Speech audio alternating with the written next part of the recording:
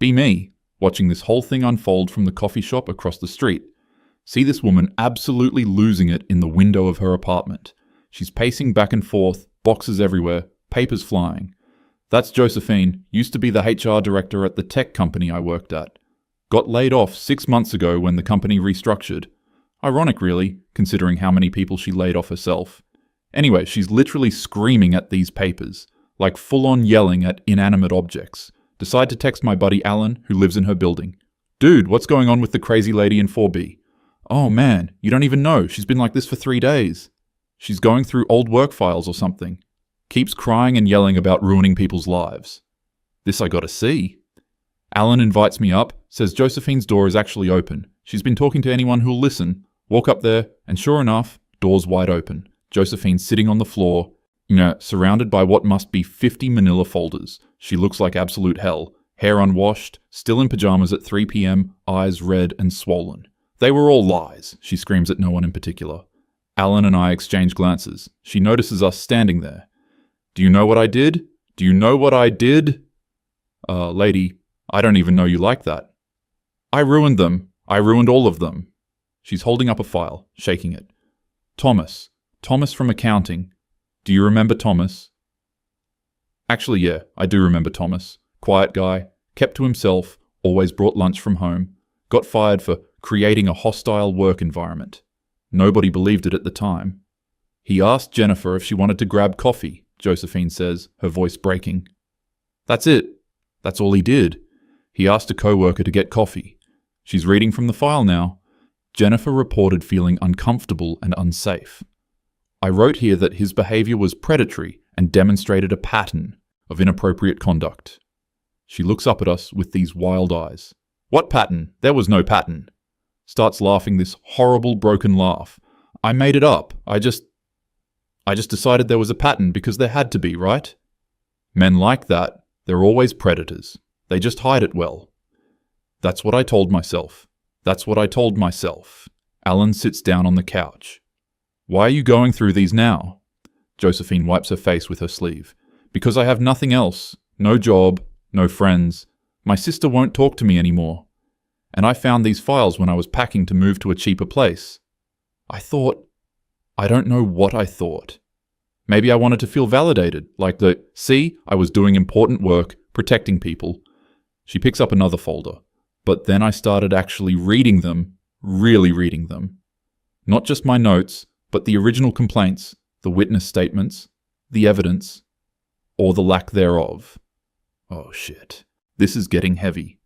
Do you know what I found? She asks, looking right at me. Or rather, what I didn't find. I shake my head. Evidence, she shouts. There's no evidence in any of these. She throws the folder across the room. David from engineering, fired for inappropriate comments. The comment was him saying, "You look nice today," to a woman wearing a new dress. She said it made her feel objectified. I put in my termination report that he had a history of sexualizing female colleagues. Where's the history? She's frantically flipping through pages. It doesn't exist. I just wrote that. Alan leans forward. Why would you write that if it wasn't true? Because I believed it had to be true. She's full on sobbing now. Because men are predators. Because women never lie. Because we have to believe all women. Because that's what I thought justice looked like.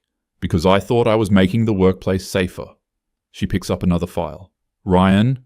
Oh, God, Ryan. Yeah, I definitely remember Ryan. That one made news in our industry. Young guy, 28, super talented developer, got fired and blacklisted. He touched Amanda's shoulder, Josephine says quietly. During a fire drill, there was a genuine emergency situation, smoke in the building. He touched her shoulder to guide her toward the exit because she was panicking and frozen. She filed a complaint the next day for unwanted physical contact. Josephine's hands are shaking as she reads. I escalated this to a sexual harassment case. I wrote that his actions were inappropriate touching and showed lack of respect for bodily autonomy. I destroyed this kid's career over a fire drill. She hurls the file at the wall. Papers scatter everywhere. He was just trying to help her. He was trying to make sure she didn't die in a fire. And I made him into a monster. Picks up her phone, starts scrolling. I looked him up last week. You know what he's doing. Now? He drives for a rideshare service, master's degree in computer science, 5 years experience. And he drives drunk people home at 2 a.m. because nobody in tech will hire him. Because when they Google his name, they find articles about him being fired for sexual harassment. Articles that quoted me, my statements, my lies. Holy shit, this woman is actually having a complete breakdown. She stands up, starts pacing again. And the worst part, I was so proud of myself. Every single one of these terminations, I felt like I was doing something important. Like I was fighting the patriarchy, protecting vulnerable women, making a difference. She laughs bitterly. I gave a speech at a conference about creating safe workplaces. Used these cases as examples of my zero-tolerance policy. Got a standing ovation. People came up to me afterwards and thanked me for being brave. Brave. She picks up another file. Kevin, fired for creating a sexualized work environment. His crime? Having a photo of his wife in a bikini from their beach vacation on his desk. Someone complained it was objectifying. It was a picture of his wife, at the beach, with their kids cropped out of the photo I'm looking at now. She sits back down hard. I made him take it down. He did. Immediately. Apologized. But I still fired him 2 weeks later, because I decided the photo showed his underlying attitudes toward women. Alan asks, "Did anyone tell you these were wrong decisions?" Josephine nods. Everyone. The CEO questioned the Ryan termination. Said it seemed extreme given the circumstances. I told him he was part of the problem, that he was protecting predators. I threatened to quit and go public about the company's culture of protecting harassers. He backed down. They all backed down. She looks at us. Because that's what I did. Anytime someone questioned me, I made it about them. You're questioning this termination? You must be a misogynist. You think this is harsh? You must hate women. You want evidence? You must not believe victims. She's crying again. I weaponized everything. Every social movement, every bit of progress women have made. I turned it all into a cudgel to beat down anyone who disagreed with me. Picks up another file. Malcolm, black guy, software engineer. One of the only black engineers at the company. Fired for aggressive behavior. She reads from her notes. Made a female colleague feel threatened by raising his voice during a disagreement about code architecture. He raised his voice in a technical discussion about code, and I decided that was threatening. She puts her head in her hands. Do you know what I realized when I reread this file? I'm probably racist as heck too. How many times did I perceive black men as aggressive for the same behavior I excused in white women? How many times did I ignore their explanations because I'd already decided they fit a pattern? This is genuinely uncomfortable to watch. Alan tries to say something supportive. Look, you were trying to do the right thing. Maybe you just... No, she cuts him off. Stop. Don't do that. Don't make excuses for me. That's what everyone did. That's why I got away with this. Oh, Josephine's just really passionate about women's issues. She's a strong advocate. Sometimes she goes too far, but her heart's in the right place. My heart. She stands up again, grabbing files. My heart doesn't matter when I destroyed these people's lives. When I didn't care about evidence or due process or basic fairness. When I decided that my feelings about justice were more important than actual justice. She's reading through another file now. Patrick. Oh, Jesus, Patrick. Wait, I know this one. This was the one that got really messy. Patrick was accused by Elena of stalking her. The evidence was that he parked near her car in the parking's garage. And he left work at the same time as her 3 times in 1 week. Josephine is reading the file with fresh horror on her face. He parked near her car because it was literally his assigned parking space. They were assigned next to each other. He left at the same time because they had the same work schedule. And when he explained this, I put in my notes that his excuses showed lack of accountability. She looks like she might throw up. I interviewed Elena. She said she just had a feeling about him. That he seemed creepy even though he'd never spoken to her. And I decided that was enough. A feeling was enough to destroy this man's career. She's frantically flipping pages. I'm reading the follow-up notes now, after we fired him. Elena admitted to another colleague that she might have overreacted, that she was going through some stuff and feeling paranoid. This is documented right here. She waves the paper at us. And you know what I did with this information? Nothing. I did nothing.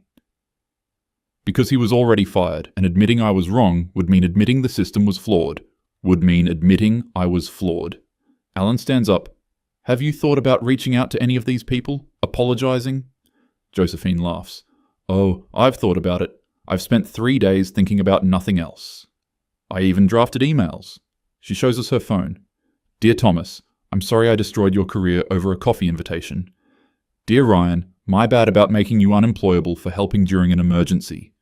Dear Patrick, whoops, turns out assigned parking isn't stalking. She throws her phone on the couch. What would that even accomplish? Other than making me feel better? Sorry I ruined your life. Hope this email helps. She sits back down among the files. I looked them all up. Every single one. Thomas moved back in with his parents. Took a job at his dad's auto shop. David's wife left. Him. The stress of unemployment. The shame. It destroyed his marriage. Malcolm left the tech industry entirely. Went back to school to be a teacher. She picks up Ryan's file again. Ryan tried to fight it. Hired a lawyer, tried to challenge the termination. I testified against him under oath. Said I had credible evidence of a pattern of harassment. I lied. Under oath, in legal proceedings. She's hyperventilating now. He lost everything fighting that case, went into debt. His lawyer told him to take a settlement and sign an NDA. He had no choice. Alan and I are just standing there. Neither of us knows what to say to this. You know what's funny? Josephine asks, but she's not laughing. I used to get so angry at men who wouldn't listen, who would dismiss women's experiences, who would demand evidence and proof. I thought that was the problem. I thought demanding evidence was just another way to silence victims. She looks at the files spread around her. But I didn't want evidence either. I just wanted confirmation of what I already believed. If the evidence supported my worldview, it was valid. If it didn't, it was part of the cover-up, part of the system protecting abusers. She picks up another file. Andrew. Fired for retaliation against a woman who reported him. She reported him for making a joke about his own wife. He said, marriage is hard, after someone asked how his weekend was. That was the joke. That was the entire joke. She reported it as demeaning to women. Josephine reads her own notes. I wrote, this comment reflects deeper misogynistic attitudes. When she reported him, he tried to defend himself. Sent an email explaining the context, asking for a meeting. And I decided that was retaliation, that he was intimidating the complainant. So I fired him for the original comment and for trying to defend himself. She closes the file. Do you see the trap I created? Do you see it? Defend yourself? That's retaliation. You're fired. Don't defend yourself. That's admission of guilt. You're fired. There was no way out. I made sure of it. She stands up and walks to the window.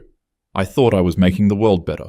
I thought I was protecting women, creating safe spaces, holding men accountable. But all I did was create an environment where accusations were enough, where explanations were excuses, where context didn't matter, where I got to play judge, jury, and executioner based on nothing but my own biases. She turns back to us. And you know what the worst part is? The worst part? In all these files, in all these terminations, she's crying hard now. There were actual problems I ignored. Daniel in sales was sleeping with his assistant. Everyone knew she was clearly uncomfortable, but she wouldn't file a formal complaint because she was afraid. I told her there was nothing I could do without a formal complaint. That's what I told her. Nothing I can do without a formal complaint. She laughs bitterly. But with these other cases, I didn't need formal complaints. I didn't need evidence. I didn't need anything. Just someone's feelings or my own interpretation. She picks up more files. Alan in legal was making inappropriate comments about women's bodies. Multiple people mentioned it casually, but nobody filed official complaints. I decided it wasn't actionable without formal documentation. But I fired Patrick over assigned parking based on someone's feeling. She sits back down hard.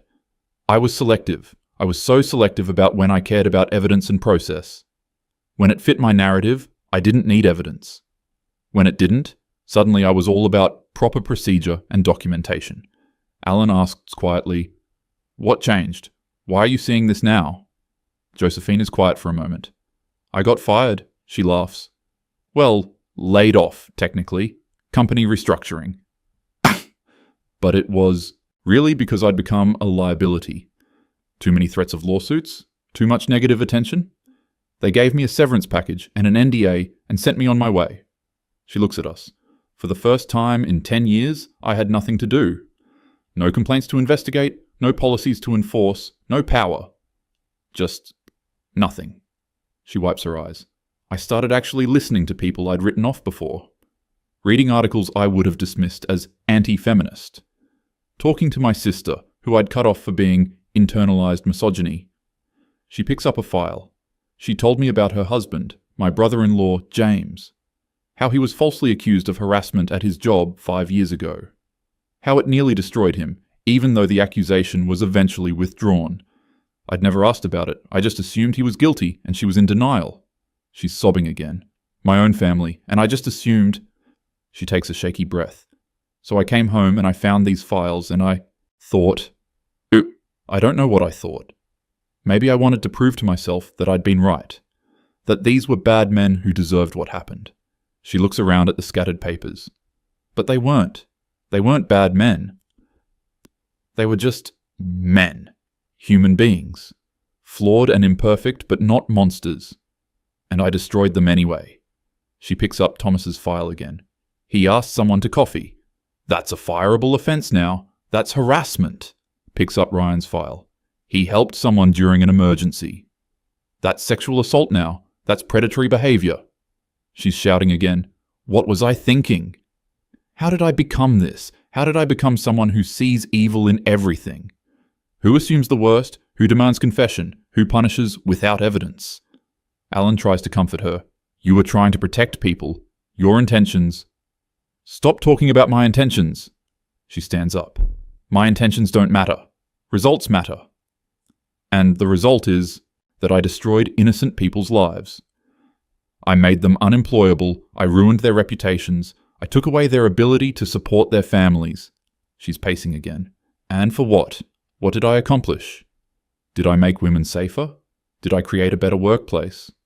Or did I just create an environment of fear where people are afraid to interact? Where men won't mentor women, won't have meetings alone with them, won't even talk to them? She laughs bitterly. I've talked to some of my old colleagues, the ones who'll still speak to me. You know what's happening now at companies with zero-tolerance policies like mine? Men are terrified. They won't ride elevators alone with women, won't have closed-door meetings. They're hiring fewer women because they're afraid of accusations. She sits back down. I did that. I contributed to that. I made it worse for women by making men afraid of us. By making accusations so powerful that there's no defense, no due process. She picks up another file.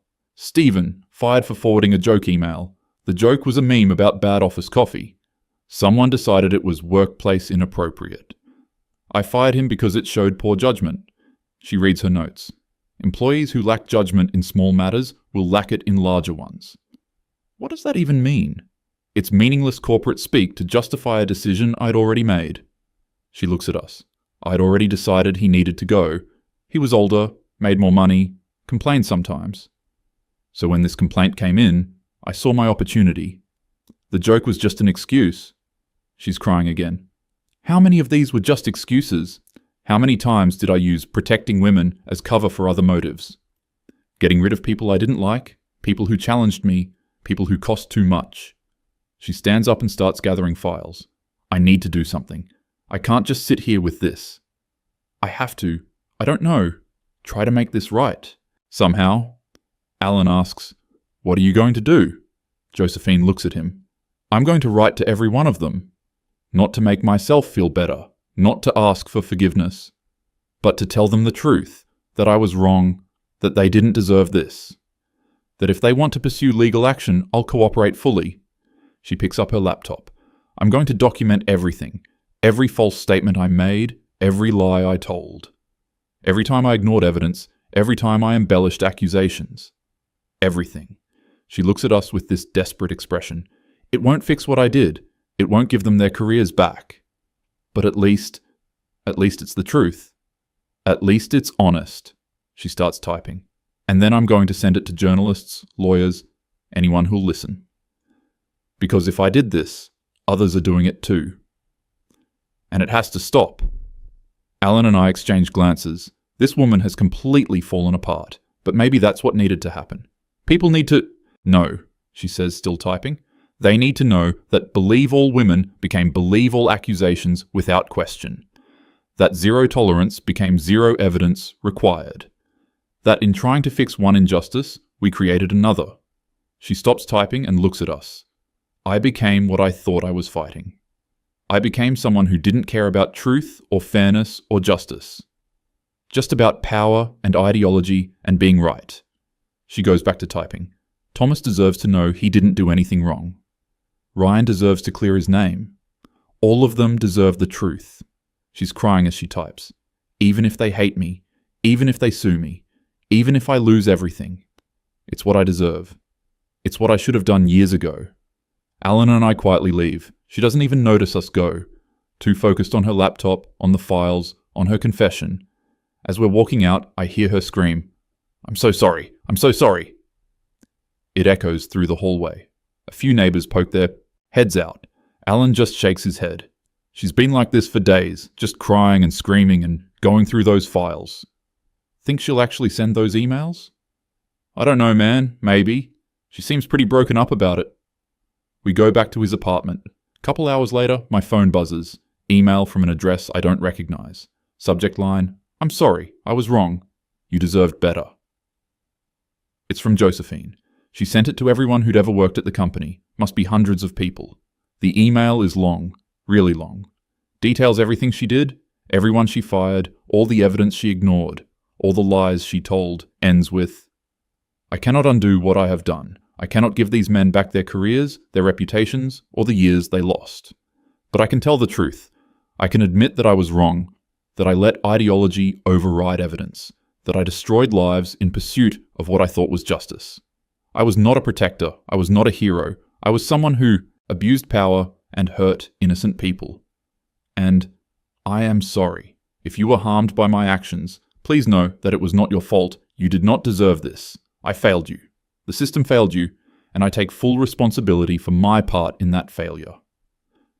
Holy shit, she actually did it. My phone starts blowing up. Other people forwarding the email, commenting on it. Some people are angry, calling her manipulative. Others think it's brave. Most are just shocked. I look out my window toward her building. Can still see her in the window, surrounded by files, laptop open, still typing, still crying, still trying to fix what can't be fixed. Alan texts me. She's writing individual emails now, personal ones to each person she fired. Jesus Christ. Yeah. Later that night, around 2 a.m, I see her apartment light still on. She's still at it, still going through files, still writing, still destroying herself with guilt.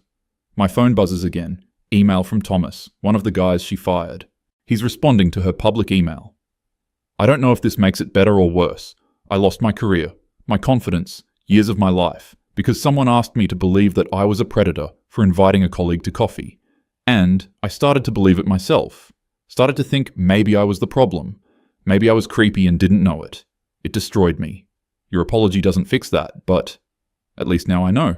I wasn't crazy. I wasn't a monster. Thank you for that, I guess. Even if it's too late. Heck, Josephine emails back within minutes. It is too late, you're right. And I'm sorry. Not the hollow sorry of someone seeking forgiveness, but the sorry of someone who knows they don't deserve it. You weren't crazy. You weren't a monster. You were a casualty of my certainty, my refusal to question my own righteousness. I hope knowing the truth brings you some peace, even if it can't bring back what you lost. This goes on all night. She's responding to every email, every message. No excuses, no justifications, just acknowledgement and apology. By morning, the story's picked up online. Former HR director admits to wrongful terminations. Woman confesses to destroying careers over false accusations. The comments are vicious. Some supporting her honesty, most condemning her, calling for her to be prosecuted, sued, destroyed the way she destroyed others. Around 9 a.m, I see her leave her apartment. She looks like death. Hasn't slept, still in the same clothes, carrying a box of files. Alan texts, she's going to a lawyer, wants to see if those guys can sue the company and her personally. She's going to help them build their cases. Is she insane? Maybe, or maybe she's finally sane for the first time in years. A few weeks later, I run into her at a coffee shop. She's lost weight, looks exhausted, but also calmer somehow. Hey, I say. Hey. Awkward silence. I heard about the lawsuits, I say. Yeah, 3 so far. Probably more coming. You okay? She laughs.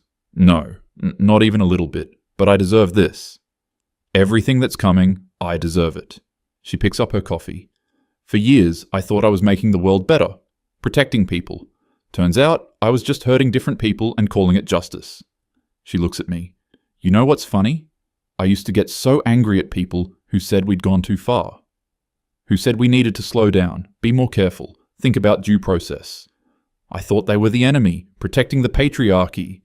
She shakes her head. They were right. We did go too far. I went too far. And good people paid the price for my righteousness. She stands up to leave. Anyway, I'm sure you've got places to be. Josephine, I say. She turns. What you're doing now, admitting it, trying to make it right, that takes guts. She smiles sadly. No, it doesn't. It's the bare minimum. It's what I should have done years ago. Before I destroyed all those lives. She walks out. I sit there thinking about the whole situation.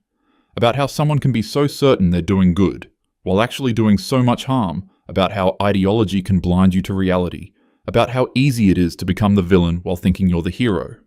My phone buzzes. Another email from Josephine. This one's public again, sent to news outlets and legal organizations. I am writing to formally retract all testimony I gave in employment termination cases between 2015 and 2023. My statements were influenced by bias rather than evidence. I embellished accusations, ignored exculpatory evidence, and mischaracterized innocent behavior as harassment. Any legal proceedings based on my testimony should be reopened and reviewed. I am available to provide sworn statements correcting my previous falsehoods. The men I accused deserve justice, real justice, not the performative version I provided. She's actually doing it, completely destroying any credibility she has left, burning every bridge, nuking her entire professional reputation, all to try to fix what she broke. Doesn't make it right. Doesn't give those guys their lives back, but it's something. A few months later, I hear she's working at a warehouse. Entry level, minimum wage. Her professional career is over. No one in HR will touch her. She's been named in 6 lawsuits so far, probably going to lose everything, but apparently she shows up every day. Does her work? Doesn't complain. Someone asked her how she ended up there. She said, I spent years destroying people's ability to work in their field. Now I know what that feels like. Seems fair. Last I heard, she sold her apartment to help settle one of the lawsuits, moved into a studio in a bad part of town, still working at the warehouse, still writing apology letters, still trying to help the guys she destroyed build their legal cases, still completely shattered by what she did. Thomas got a settlement and a retraction from the company, was able to get a job in his field again. Ryan's case is still pending, but looking better. Malcolm's working on a lawsuit with several other former employees. Patrick got a written apology from the company and expungement of his record. Not everything's fixed. Some damage can't be undone, but at least the truth is out there now. At least people know what happened. Josephine's the cautionary tale now, the example of what happens when you prioritize ideology over truth. When you stop asking what's right and start asking who's right. When you become so certain of your righteousness that you stop checking if you're actually right. She destroyed herself trying to make it right. Probably still won't be enough. Probably can't ever be enough. But she's trying, and maybe that's all she can do now. Live with what she did and try to be better going forward, even if it's too late. Even if she can never fix what she broke.